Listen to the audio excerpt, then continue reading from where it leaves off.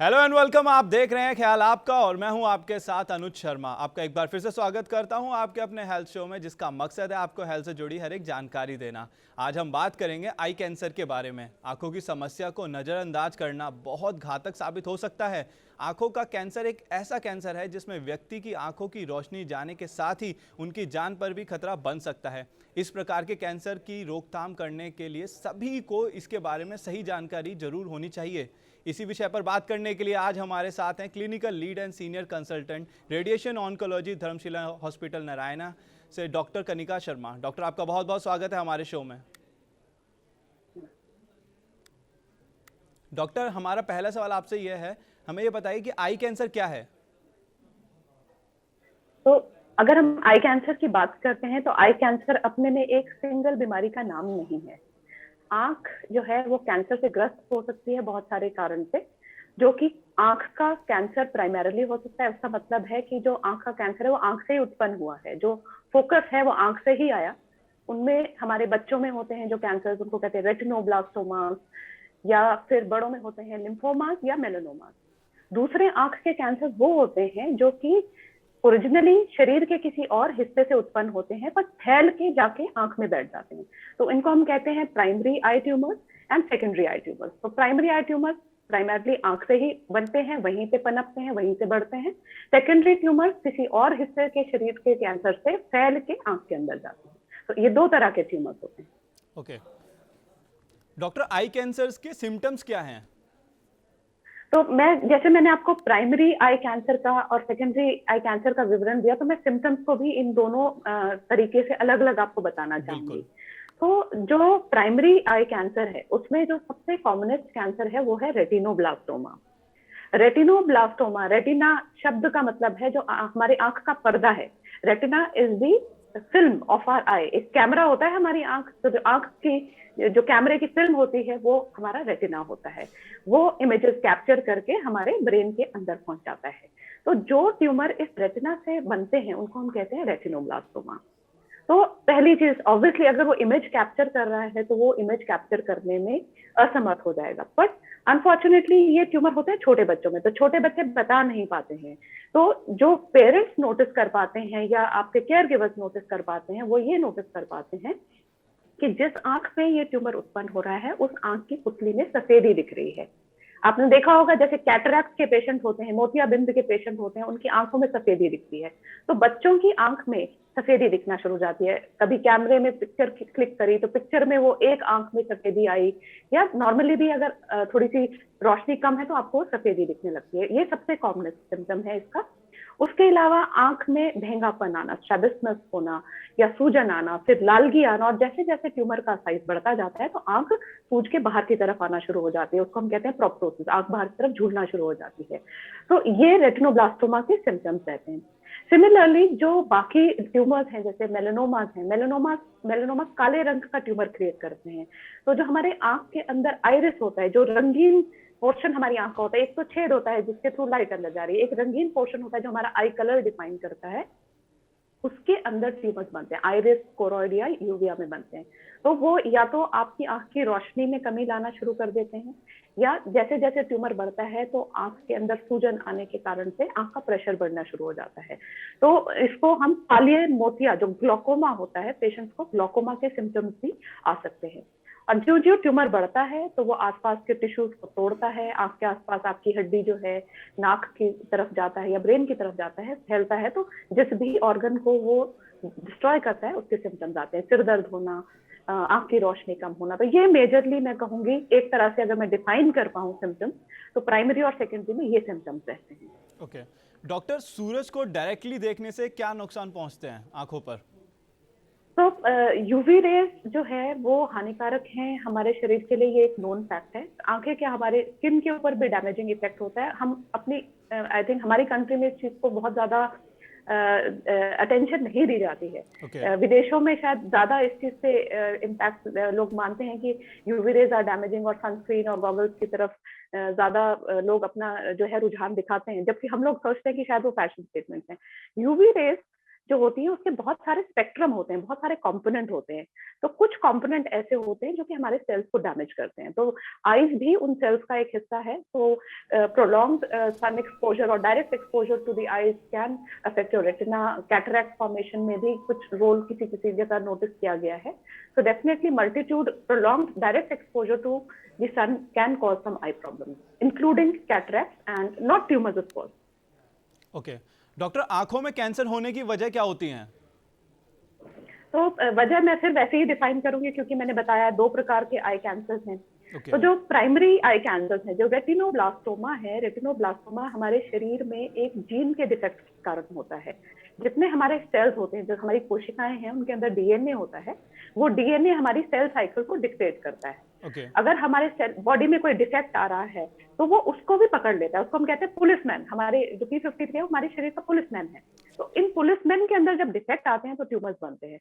तो रेटिनोब्लास्टोमा में एक क्रोमोसोम 13 पे एक रेटिनोब्लास्टोमा जीन है, उसमें एक डिफेक्ट आता है। तो वो 2 प्रकार का हो सकता है। एक तो अनुवांशिक यानी कि जेनेटिक, मतलब कि पेरेंट्स को बचपन में रेटिनोब्लास्टोमा किसी एक पेरेंट को हुआ या दोनों को हुआ, तो उन्होंने वो जीन जाके अपने बच्चे को आगे ट्रांसफर कर दिया। ओके तो उससे बहुत बड़ा रिस्क ट्यूमर का होता है। ये रेटिनोब्लास्टोमा के लगभग 1/3 बच्चों में ऐसा देखा गया है। तो उसमें ये होता है कि एक तो ट्यूमर जल्दी आ जाता है, साल भर से पहले ही आता है, और जब आता है तो दोनों आंखों में आ सकता है। ओके दोनों ही आंखों जो है वो रेटिनोब्लास्टोमा से ग्रस्त हो सकती है। दूसरा, लाइफ टाइम में जैसे जैसे हमारी जिंदगी में हम जो एनवायरमेंटल एक्सपोजर्स की तरफ, जैसे आपने सनरेज की बात की, जी सिमिलरली बहुत बाकी और एक्सपोजर्स, पोल्यूटेंट्स जो है वो भी इरिटेट करते हैं टिश्यूज को। तो there may be mutations which develop over life time, तो उससे भी ये हो सकता है। मेलेनोमा में भी कुछ जेनेटिक भी हो सकते हैं, बट जेनेटिक कंपोनेंट बहुत ही मिनिमल है इनमें। बट मेजरली किसी भी कैंसर की अगर हम बात करें तो बॉडी के अंदर म्यूटेशन या कोई क्रॉनिक इरिटेशन या फिर कोई आपका जो है केमिकल कार्सिनोजन एक्सपोजर एक रिस्क फैक्टर डिटरमिन किया जाता है। ओके और कुछ कैंसर ऐसे होते हैं जिनमें एक्चुअली कोई कारण पकड़ नहीं पाते हैं। उनको हम कहते हैं कि we don't have any probable sure short reason why it develop. तो कुछ स्पॉन्टेनियस भी होते हैं जो शरीर में अपने आप से बन जाते हैं, उनका कारक या ओरिजिनेटर जो है वो पकड़ में नहीं आता। ओके डॉक्टर, इसका पता लगाने के लिए कौन सा टेस्ट कराया जाता है? तो देखो, आपको कोई भी विजुअल प्रॉब्लम है, सपोजिंग आपको हेडेक रह रहा है, आपको देखने में दिक्कत आ रही है, तो फर्स्ट पॉइंट ऑफ कांटेक्ट आपके आई स्पेशलिस्ट होते हैं। ओके जो आपके आई स्पेशलिस्ट होते हैं वो पहली चीज, उनके पास ऑप्थेल्मोस्कोप्स होते हैं। वो आपकी आंख की पुतली के द्वारा आपके आंख के अंदर का जो चेम्बर है, जो मैंने आपको कहा ना आंख हमारे कैमरे की तरह है, तो एक जो चेम्बर है वो उसको पहले फिजिकली एग्जामिन करते हैं। तो बहुत बार फिजिकली ही अगर ये लीजन दिख जाती हैं तो वो पकड़ में आ जाती हैं। अगर उनको कुछ डाउटफुल दिखता है तो उसके बेसिस पे कुछ फर्दर टेस्ट, जैसे आंख के अल्ट्रासाउंड होते हैं, अल्ट्रासाउंड एवी होते हैं, जिससे हमें पता चलता है कि पुतली के पीछे कुछ है या पर्दे कुछ कुछ पीछे है, वो होते हैं। एक बार आपको एस्टैब्लिश हो जाता है कि हाँ सच में कुछ ट्यूमरस है, then we proceed with test like MRI और स्कैन टू फाइंड आउट कि कितना फैला हुआ है। But the first point of contact हमारे होते हैं आई स्पेशलिस्ट, जो कि आंख की जांच करके एक निदान हमें दे सकते हैं इस ट्यूमर का। ओके डॉक्टर, इस कैंसर की कितनी स्टेजेस होती हैं और इस कैंसर को कैसे रिमूव किया जाता है?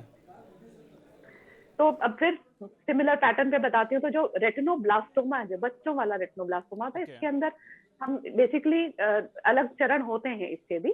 तो आंख के अंदर ही लिमिटेड है या आंख से बाहर निकल चुका है। तो प्राइमरली अगर मोटे तौर पे कहूँ तो इंट्रा ऑक्यूलर या एक्स्ट्रा ऑक्यूलर है, उस पर डिक्टेट होती है ट्रीटमेंट। कई बार बहुत छोटे, बहुत 2 मिलीमीटर 3 मिलीमीटर की अगर गांठें होती है तो ये लोग लेजर या कॉटरी से ही इसका इलाज कर सकते हैं। जैसे जैसे ट्यूमर का साइज बढ़ता जाता है चिकित्सा प्रणालियां बढ़ जाती हैं। अगर बहुत ज्यादा बड़ा हो जाता है, सर्जरी के लायक नहीं होता, तो कीमोथेरेपी का भी प्रयोग किया जाता है। कुछ छोटे ट्यूमर्स में एक विशेष तरह की रेडिएशन, जिसको हम कहते हैं ब्रैकीथेरेपी, उसका भी प्रयोग होता है। उसमें कुछ छोटे छोटे पतले प्लाक्स जो होते हैं वो ट्यूमर की सतह पर रख दिए जाते हैं और छोड़ दिए जाते हैं, ताकि वहां पे ट्यूमर में रेडिएशन का प्रभाव आता रहे और वो वहीं पे सूख जाए। तो छोटी लीजन्स के लिए लेजर, क्रायो, ब्रेकीथेरेपी ये किया जाता है। अगर वो बढ़ जाती हैं तो या तो आंख पूरी निकालनी पड़ती है, उसको कहते हैं इन्यूक्लिएशन, या अगर वो कीमो सेंसिटिव ट्यूमर है जैसे कि रेटिनोब्लास्टोमा या लिम्फोमास हैं, वो कीमो से भी पिघल सकते हैं, तो उसमें कीमोथेरेपी भी की जाती है। Okay. तो एज और टाइप ऑफ ट्यूमर पे डिसाइड किया जाता है कि कौन सी चिकित्सा प्रणाली का इस्तेमाल किया जाएगा।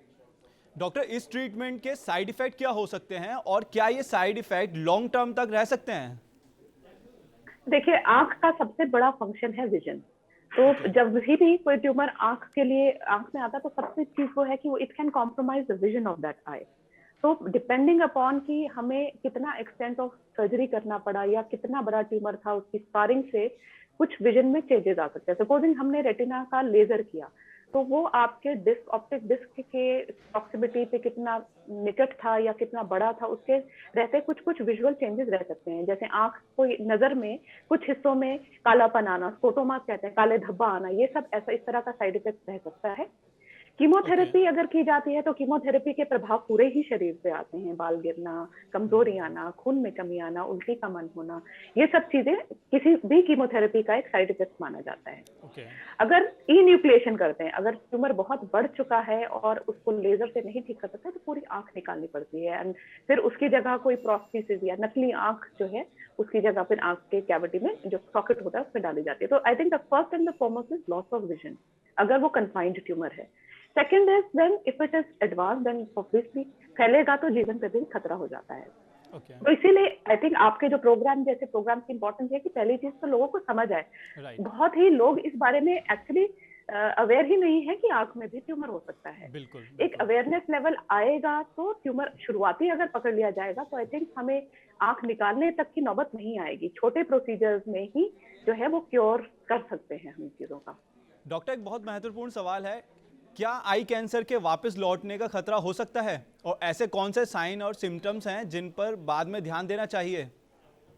जी, तो ट्यूमर की जो हिस्टोलॉजी है उस पर निर्भर करता है। जैसे मेलानोमा कुछ एग्रेसिव ट्यूमर होते हैं, इनमें वापस आने की प्रवृत्ति बहुत ज्यादा होती है, टेंडेंसी होती है कि वो रिटर्न होते हैं। जो बच्चों के रेटिनोब्लास्टोमास मैंने आपको बताया वो बहुत क्योरेबल ट्यूमर्स होते हैं। तो अगर सही समय पर निदान किया गया है, टाइमली ट्रीटमेंट किया जाए, तो 95% क्योर रेट है, विच इज वेरी हाई। तो उसमें इंपॉर्टेंस ये होती है, एक सर्वेलेंस होता है। जब भी किसी की कैंसर ट्रीटमेंट होती है, एक सर्वेलेंस प्रोटोकॉल होता है। उसका मतलब होता है कि आपको एक फिक्स टाइम पे आके अपने डॉक्टर्स को दिखाना है। हर 3 महीने, पहले 2 साल, 2 साल के बाद 4-4 महीने, 3 साल के बाद 6-6 महीने और 5 साल के बाद एनुअल चेकअप रेगुलर होते हैं, जिसके अंदर आंख की जांच, और अगर कभी लगता है कुछ शक की नजर पड़ती है कि ट्यूमर वापस आ रहा है, तो आगे स्कैन भी किए जा सकते हैं। बट एज अ पेशेंट जो आपको ध्यान रखना है, अगर आपकी आंख की रोशनी में फिर कुछ चेंजेस आ रहे हैं या आंख की लालगी बढ़ रही है या आपको हेडेक परसिस्टेंट रह रही है, दैट में इंडिकेट कि अंदर आंख से कुछ पनप रहा है। ओके। तो इन चीजों को ध्यान देना है। डॉक्टर, इस कैंसर के मरीजों की बचने की संभावना कितनी होती है? लोग घबराए हुए होते हैं अगर ये कैंसर उन्हें हो जाता है तो। तो जो लिम्फोमास हैं, लिम्फोमास अगर केवल आंख तक लिमिटेड है या पूरे शरीर में फैले हुए हैं, उससे डिटरमिन होता है कि सर्वाइवल क्या होगा। ओके। और लिम्फोमा भी कहने में एक शब्द है, एक लिम्फोमा के अंदर भी लगभग 20 प्रकार के लिम्फोमास होते हैं। तो वो कौन सी तरह का लिम्फोमा है उस पर निर्भर करता है कि हमारे सर्वाइवल रेट कैसे रहेंगे। बट अगर स्टेज 1 और 2 और 3 तक की हम बात करें तो 50 to 60% पेशेंट्स को हम क्योर कर पाते हैं और वो 5 साल बाद भी बिना बीमारी के जीवित पाए जाते हैं। बट जैसे ही हम स्टेज 4 पे पहुंचते हैं, जहाँ की ट्यूमर एक हिस्से से दूसरे हिस्से के शरीर में के अंग में जा चुका है, लिवर में जा चुका है, बोन्स, लंग, ब्रेन में जा चुका है, तो सर्वाइवल रेट 5 साल पे 5% से कम ही रहती है। पर अगर हम रेटिनोब्लास्टोमा की बात करें, जैसे मैंने पहले कहा, वो बहुत क्योरेबल ट्यूमर्स हैं। 95% क्योर रेट्स है वर्ल्ड वाइड। अनफॉर्चुनेटली हमारी कंट्रीज में क्योर रेट लोअर है बिकॉज पेशेंट लेट आते हैं। ओके। हम फर्स्ट स्टेज के पेशेंट्स को तो बिल्कुल जैसे कहा आपकी क्योर कर ही देते हैं, बट अगर पेशेंट आएगा ही स्टेज 3 या स्टेज 4 में, then survival rate drop to around 40-50% even in retinoblastoma. Okay. आंखों के कैंसर से बचाव के लिए अपनी आंखों की देखभाल कैसे करनी चाहिए किसी भी नॉर्मल इंसान को? तो मैं इस आंसर को ना बहुत थोड़ा से डाइवर्सिफाई करके दूंगी कि बिल्कुल, आंखों की बिल्कुल। सेहत पे पहले ध्यान देना है। बिल्कुल, ट्यूमर भी बिल्कुल। इंपॉर्टेंट है, बिल्कुल। बट आई थिंक आंखों की सेहत बहुत इंपॉर्टेंट है। पर्टिकुलरली ये जो हमारा ऑनलाइन का एरा आ गया है, I think this is the time when we really really need to take care of eye, क्योंकि हमारा स्क्रीन टाइम जो है वो अनलिमिटेड हो गया है। पहले आप पूरे दिन अपने कार्य में व्यस्त रहते थे और कुछ घंटों के लिए या कुछ मिनट्स के लिए अपने फोन या टीवी को एक्सेस करते थे। अब हमारा टोटल ही वर्क बेस हो गया स्क्रीन बेस। तो there is a golden rule, we call it a 20-20-20 rule. Right. तो हर 20 मिनट के बाद आप 20 सेकंड के लिए 20 फुट दूर देखिए, ठीक है। Okay. तो आपका आई स्ट्रेन वगैरह जो है वो कम हो जाते हैं। तो या आप ऐसे दोनों हथेलियों से आंखों पे रख के पामिंग भी कर सकते हैं ताकि आपको उसको थोड़ा आराम मिले। तो these are the one which would help you from visual strain and visual problem. But from tumour point of view, जो ट्यूमर्स होते हैं, ट्यूमर्स की प्रवृत्ति होती है कि वो लोग जो खाने में बिल्कुल भी एंटीऑक्सीडेंट्स नहीं खाते हैं, डाइट बिल्कुल फाइबर से भरपूर नहीं होती, उनको ट्यूमर ज्यादा होते हैं। तो किसी भी कैंसर से बचने के लिए you should have a diet which is rich in antioxidants. और एंटीऑक्सीडेंट्स आते हैं रंगीन फल और सब्जियों से, जिसमें ग्रीन फ्रूट वेजिटेबल्स हैं, उनको खाने से आपको कैंसर के रिस्क कम होते हैं। तो मैं कहती हूँ रेनबो कलर के फल और सब्जियां खाइए। तो रेनबो में लगभग 7 ही रंग आ जाते हैं। अगर आप रंगीन फल सब्जियां कंज्यूम करते हैं, antioxidants are there in your body. Second thing is that कोई भी क्रॉनिक इरिटेशन, कोई चीज जो आपकी किसी भी शरीर की सतह को या सेल्स को लगातार रगड़ लगा रही है, इरिटेट कर रही है, तो वो कैंसर सेल्स बनाने में प्रमोट करती है। तो कोई भी दिक्कत अगर आपकी आई की पर्टेनिंग है, उसको लिंगर मत करिए। आप ये ना सोचें कि कल नहीं परसों दिखाएंगे, परसों नहीं तरसों दिखाएंगे। You should seek medical help immediately. Health issues को अर्लीस्ट रिजॉल्व करना चाहिए। जितना हम देरी करते हैं उतना ही हमारे ठीक होने की गुंजाइश कम हो जाती है। ओके डॉक्टर कनिका, आपका बहुत बहुत धन्यवाद हमारे तमाम सवालों के जवाब देने के लिए। Thank you. It was pleasure being with you, and I really congratulate you for picking up such unique topic, because this is a very untalked topic, and I believe 95% of our population is unaware that आँख के भी cancer होते हैं। Right. Thank you so much. बहुत sir. आज हमने जाना कि आंखों का कैंसर कितना खतरनाक साबित हो सकता है, इसलिए अपनी आंखों का ध्यान रखें। यदि आपको भी आंखों में कोई दिक्कत महसूस हो तो डॉक्टर से संपर्क जरूर करें। अब हमें दीजिए इजाजत, हम कल फिर हाजिर होंगे एक नए विषय और एक नए गेस्ट के साथ। तब तक अपना और अपनों का ध्यान रखें। चलते चलते हम आपको बताना चाहते हैं TV9 डिजिटल के न्यू इनिशिएटिव TV9 वेन के बारे में। आखिर क्या है ये न्यू इनिशिएटिव, देखते हैं इस छोटी सी वीडियो में। Today, doctors are busier than ever providing care and advice to patients. And the reality is that an average patient now spends much more time in the waiting room than in the doctor's chamber. With such a captive audience, it's time to put their wait time to good use. Introducing TV9 Waiting Area Network that provides premium patient engagement experience through engaging and informative videos. These videos are created keeping in mind an Indian patient seeking medical attention. TV9 Waiting Area Network provides a perfect platform for educating the patients on everything a doctor's practice has to offer while elevating the doctor's brand at the same time. As a doctor, all you need is to have Wi-Fi at your clinic and we'll take care of the rest. We provide you with a TV, a media player, your clinic profile, and a playlist customized as per your practice. Combine all this with the regular news updates from TV9 and you have an awesome branding and marketing tool for your clinic. Write to us at wan@tv9.com and we'll get in touch with you to set up our solution at your premises.